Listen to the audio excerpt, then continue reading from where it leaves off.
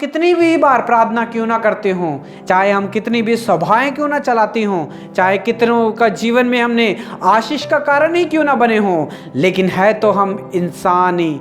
कभी कभी लोगों की बातों को सुन के गुस्से में आ जाते हैं, दुखी हो जाते हैं, और उसने मेरी बेइज्जती की, उसने लोगों के सामने मुझे पहचानने से इनकार किया, इसकी मैंने कितनी बार मदद की, लेकिन जब मैंने इससे मदद की बात पूछी तो ये मेरी बेइज्जती करके मुझे बोल रहा है कि मैं इसे नहीं जानता। हे भाई और बहनों, दावीद के जीवन में भी ऐसा ही हुआ था। दावीद ने भी कई बार अच्छाई की, भलाई की, लोगों को माफ किया और परमेश्वर की महिमा की, आदर की, लेकिन नाबाल ने जब कहा उसे कि मैं उसे नहीं जानता हूं, वो दावीद कौन है? बहुत सारे लोग हैं अपने स्वामियों के सामने से भाग के आ जाते हैं, क्या मैंने उनका ठेका ले रखा है? जब ये बात नाबाल ने कही तो दावीद को आया गुस्सा।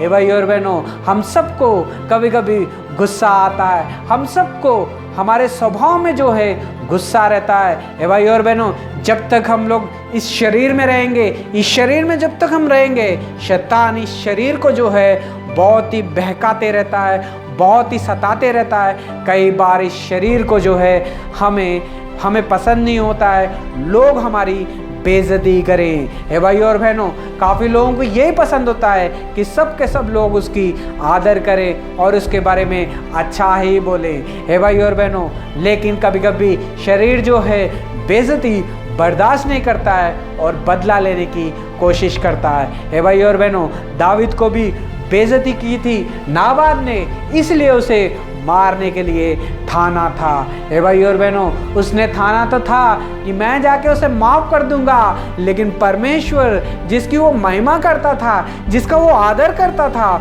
जो परमेश्वर आज तक उसे बचाते हुए आया, परमेश्वर ने देखा कि मेरे बच्चे दावीद को गुस्सा आ गया है, शायद दावीद जाके उसको रात में कहीं मार ना दे, इसलिए परमेश्वर ने उसकी पत्नी एबीगेल को दावीद के पास भेजा।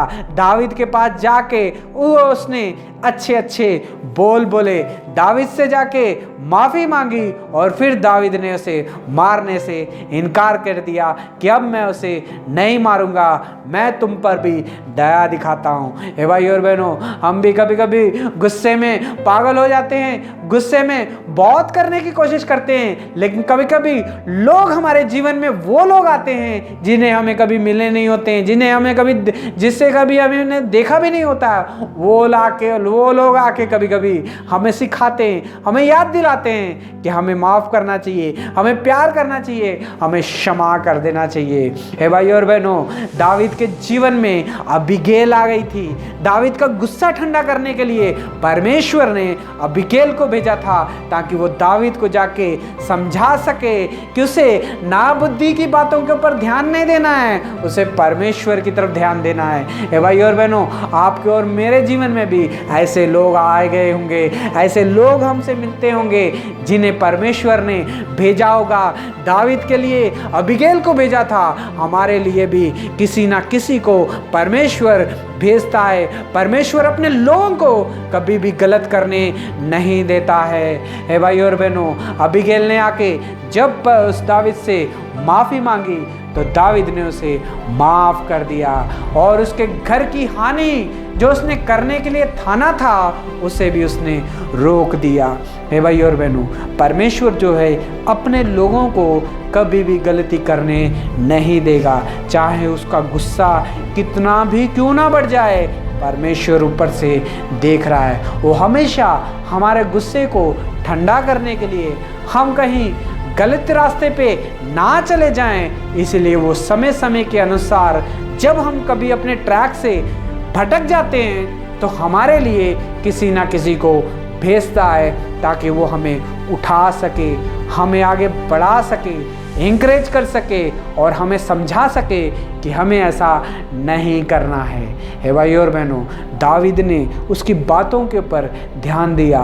दावीद ने देखा कि मुझे तो ये सब नहीं करना चाहिए, मुझे गुस्से में नहीं आना चाहिए, मैं अब इसको परमेश्वर के हाथों में सौंप देता हूँ। हे भाई और बहनों, इस बात के बाद दाविद ने अबीगैल को कहा, जा कुशल से अपने घर को जा, तेरी अच्छाई की वजह से आज मैं तेरे घराने को और तुझको और तेरे पति को नाश नहीं करूँगा। जा अपने